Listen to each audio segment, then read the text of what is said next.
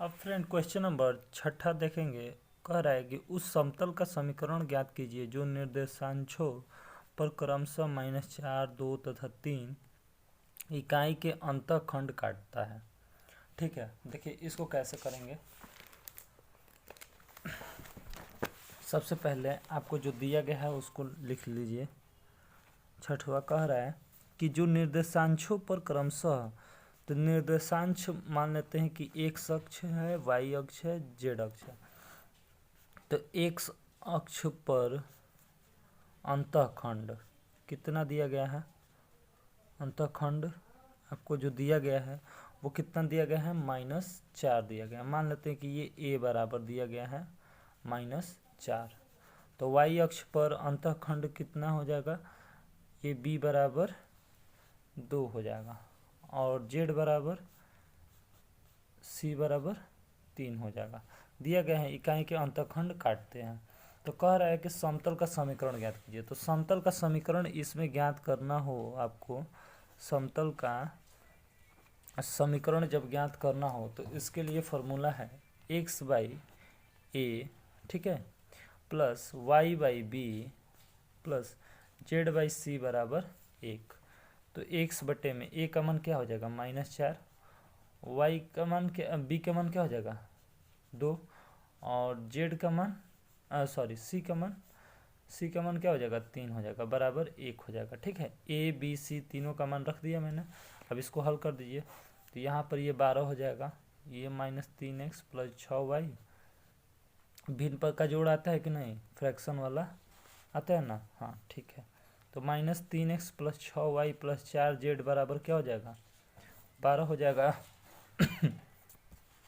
अब देखिए यहाँ पर इधर पक्षांतर कर दीजिए और तो ये क्या हो जाएगा, +6y प्लस 4z -12 बराबर 0 हो जाएगा। माइनस कॉमन ले लीजिए, 3x minus 6y minus 4z plus 12 बराबर 0, सॉरी। अब देखिए यहाँ से 3x minus 6y minus 4z और प्लस 12 बराबर क्या हो जाएगा, ये माइनस इधर ला दीजिए तो 0 हो जाएगा। ये हमारा क्या हो जाएगा, फाइनल आंसर हो जाएगा। आया बात समझ में कि नहीं, ठीक है। अब आगे देखते हैं क्वेश्चन नंबर 7। क्या कह रहा है कि समतल के समीकरण 2x plus 3y minus Z plus 6 बराबर 0 को अंतःखंड के रूप में परिवर्तित कीजिए तथा समतल द्वारा निर्देशांशों पर काटे गए अंतःखंड ज्ञात कीजिए। देखिए कि इसको कैसे करते हैं। सबसे पहले जो दिया गया उसको लिख लीजिए। कह रहा है कि समतल का समीकरण इतना बराबर 0 को अंतःखंड पर काटते हैं। ठीक है, तो इसको लिखते हैं कि 2x plus 3y minus Z plus 6 बराबर 0 है। ठीक है, तो इसको हम लोग क्या लिख सकते हैं, 2x plus 3y minus Z बराबर -6। तो ये कह रहा है कि अंतःखंड के रूप में परिवर्तित कीजिए। तो इसको अंतःखंड के रूप में परिवर्तित करेंगे तो 2x बटे में -6 ये बटे में चला आएगा, प्लस 3y बटे में -6 हो जाएगा और ये माइनस जेड बटे में -6 और बराबर -6 बटे में -6 हो जाएगा। ठीक है, तो अंतःखंड के रूप में ये चेंज हो गया है। तो अंतःखंड क्या हो जाएगा इसका, x/-3y/-2 प्लस z/6 बराबर 1 हो जाएगा। बोलिए आया बस समझ में। अब देखिए इसका तुलना करिए। तो इसको मान लेते हैं कि समीकरण 1 है। ठीक है, तो समीकरण 1 की तुलना x/a y/b प्लस z/c बराबर 1 से करने पर, क्यों, क्योंकि इससे हमें क्या मिलेगा, a b और c का मान मिल जाएगा कि x अक्ष पर अंतःखंड कितना है, y अक्ष पर अंतःखंड कितना है, जो कि हमसे पूछा गया है। कह रहा है ना कि समतल द्वारा निर्देशांशों पर काटे गए अंतःखंड ज्ञात कीजिए। तो x अक्ष पर निकालना होगा। तो x अक्ष पर अंतःखंड यानी कि जो a होगा उसका मान क्या होगा, a की जगह पर क्या है -3, तो -3 लिख दीजिए। वैसे ही y अक्ष पर क्या होगा, अंतःखंड b बराबर -2 हो जाएगा। z अक्ष पर क्या होगा, जेड अक्ष के लिए सी बराबर कितना मान आएगा 6। तो ये हमारा क्या हो जाएगा आंसर हो जाएगा। ए बराबर -3, बी बराबर -2 और सी बराबर 6, ये वाला देखिए ये सब ठीक है। आए बात समझ में कि नहीं। कंपेयर करिए, कंपेयर इससे करेंगे देखिए तो एक्स के जगह पे तो एक्स है, ए के जगह पर क्या है -3, वैसे वाई बटे बी, बी के जगह पर -2, सी के जगह पे 6। तो हमें यही निकालना था। तो ये क्वेश्चन यहाँ तक सॉल्व हो गया। अब आगे देखते हैं सॉरी। अब देखिए क्वेश्चन नंबर 8वां क्या कह रहा है कि समतल के समीकरण 2x - y + z बराबर 3 को अंतःखंड के रूप में परिवर्तित किए बिना समतल द्वारा निर्देशांशों पर काटे गए अंतःखंड ज्ञात कीजिए। देखिए इसको कैसे करेंगे, ध्यान से देखिए। समतल का समीकरण दिया गया है 2x - y + z बराबर 3। तो इसको लिख लेते हैं। अब क्या बोल रहा है कि को अंतःखंड के रूप में परिवर्तित करिए। इसको भी क्या करना है अंतःखंड के रूप में परिवर्तित करना है। तो इसी 3 से इसमें क्या कर दीजिए भाग दे दीजिए।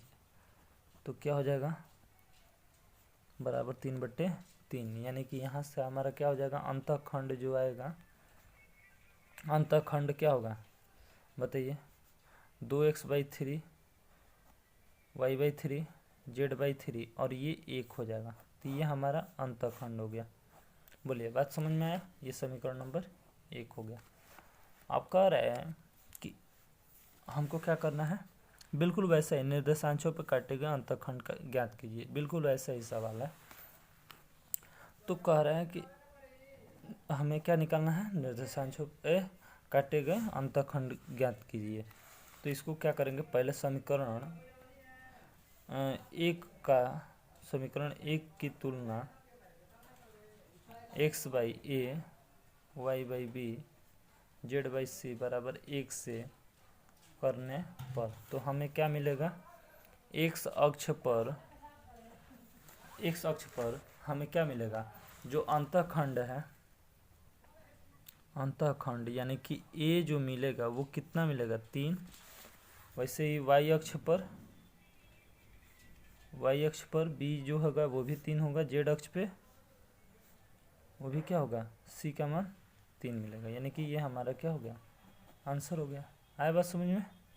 चलिए अब आगे देखते हैं क्वेश्चन नंबर 9 की तरफ। देखिए ज्ञात कीजिए कि कि समतल 2x + 3y - 4z बराबर 6 निर्देशांशों पर किन बिंदुओं पर काटता है। देखिए इसको कैसे करेंगे, किन बिंदुओं पर काटता है, बिंदु अब निकालना है। अरे बस समझ में। तो देखिए 9वां क्वेश्चन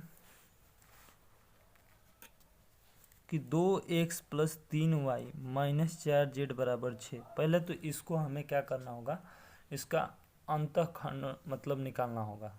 यानी कि अंतःखंड कैसे निकलेगा, ध्यान से देखिए 2x/6 हो जाएगा, ये 6 से भाग दीजिए, 3y/6 -4/6 z बराबर 6/6, 2x यानी कि कितना x/3 हो जाएगा, ये y/2 और ये माइनस कितना हो जाएगा z/-3/2 बराबर 1। इसको समीकरण नंबर 1 कह लीजिए। आया बात समझ में। अब देखिए समीकरण 1 की तुलना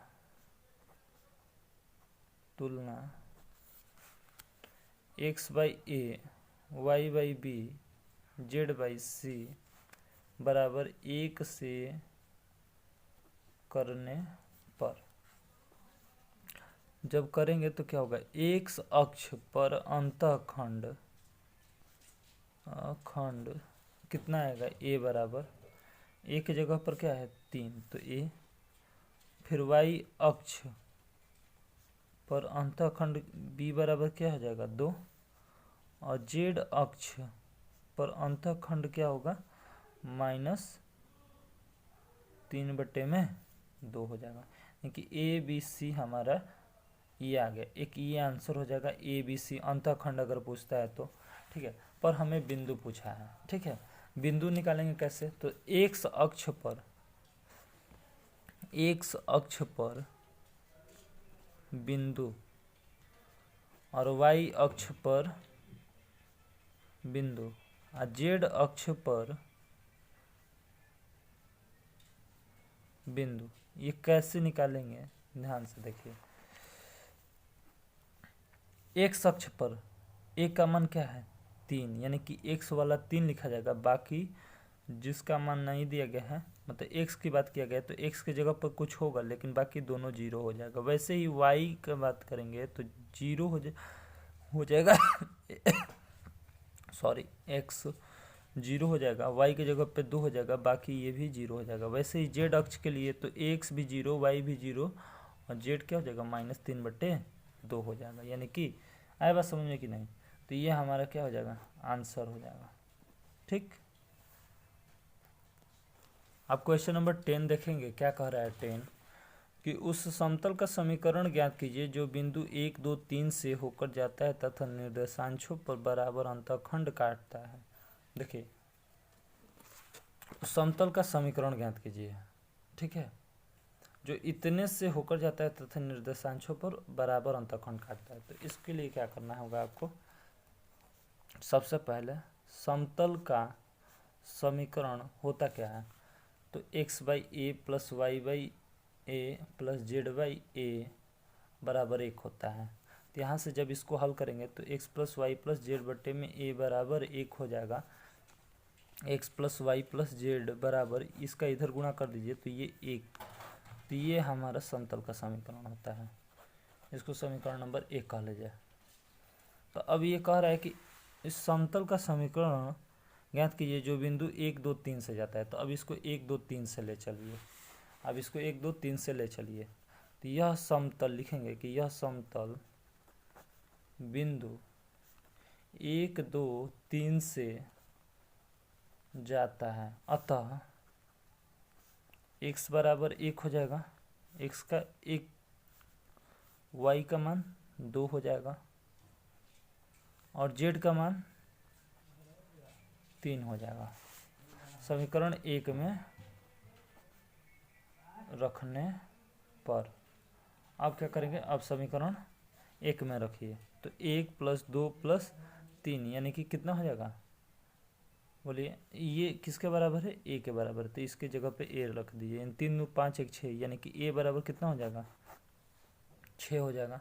अब लिखेंगे कि a का मान समीकरण 1 में रखने पर, अब समीकरण 1 में रखिए, तो समीकरण 1 में रखेंगे तो क्या हो जाएगा, x + y + z बराबर 6, हमसे यही पूछा था, ठीक है। कह रहा है ना कि तथा निर्देशांशों पर बराबर अंतःखंड काटते हैं, इतना से होकर जाता है तथा निर्देशांशों पर बराबर अंतःखंड, यानी कि x + y + z का मान हमें क्या मिल गया, 6, यही हमको निकालना था। अब आगे देखते हैं क्वेश्चन नंबर 11, क्या कह रहा है क्वेश्चन नंबर 11, एक समतल निर्देशांशों को बिंदु ए, बी तथा सी पर इस प्रकार काटता है कि बी सी त्रिभुज ए बी सी का केंद्रक 1, -2, 3 है। समतल का समीकरण ज्ञात कीजिए। देखिए इसको कैसे करेंगे,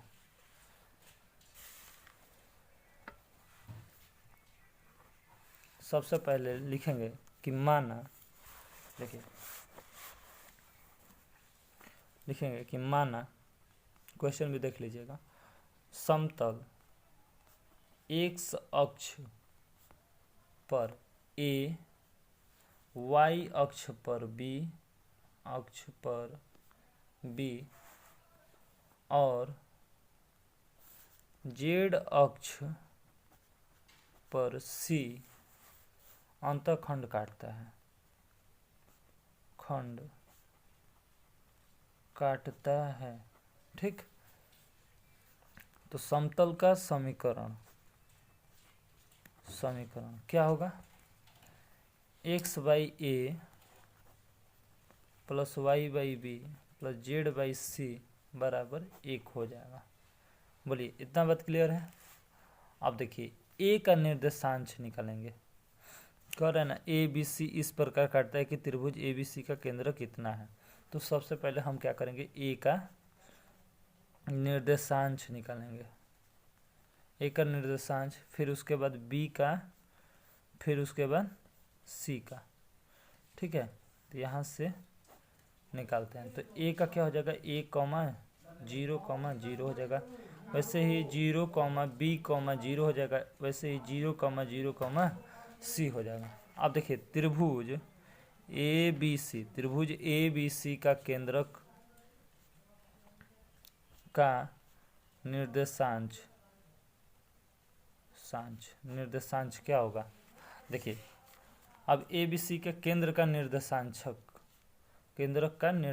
क्या होगा, x बराबर x1 plus x2 plus x3/3।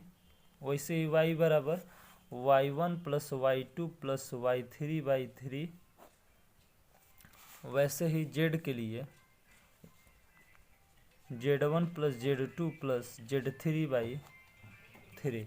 अब हम क्या करेंगे, ये जो आया मान उसका मान हम लोग यहाँ पर रखेंगे। तो x1 x2 x3, तो x1 x2 x3 क्या हो जाएगा। देखिए x1 के जगह पे x हो जाएगा, लेकिन x2 के जगह पे x की बात किया गया है ना, तो यहाँ पर ये क्या हो जाएगा 0 + 0 और बट्टे में क्या हो जाएगा 3। वैसे y के लिए y का मान कितना है,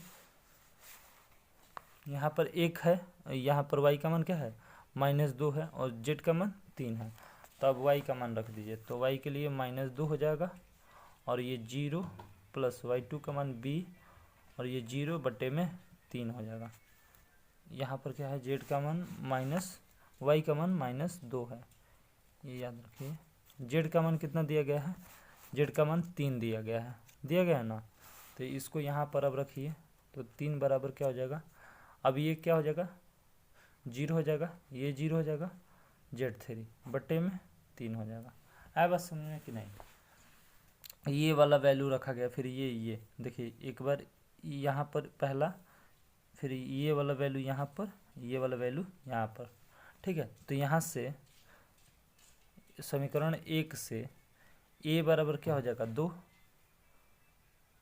हो जाएगा, और b बराबर -6, और c बराबर यहाँ पर 3 होगा ना, ये 3 होगा, 3 का गुणा होगा ना इधर, 3 का गुणा इधर होगा 1 में, इधर कितना हो जाएगा तितरी का 9, यानी कि c बराबर 9 हो जाएगा। यानी कि हमारा जो आएगा अब फाइनल आंसर, तो x/a था प्लस y/b था प्लस z/c था। तो x बटे में a का मान कितना आया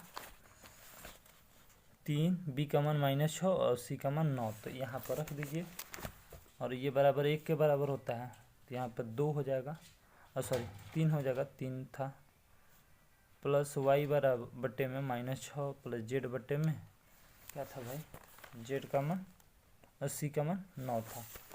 तो यहाँ पर 9 बराबर 1 हो जाएगा।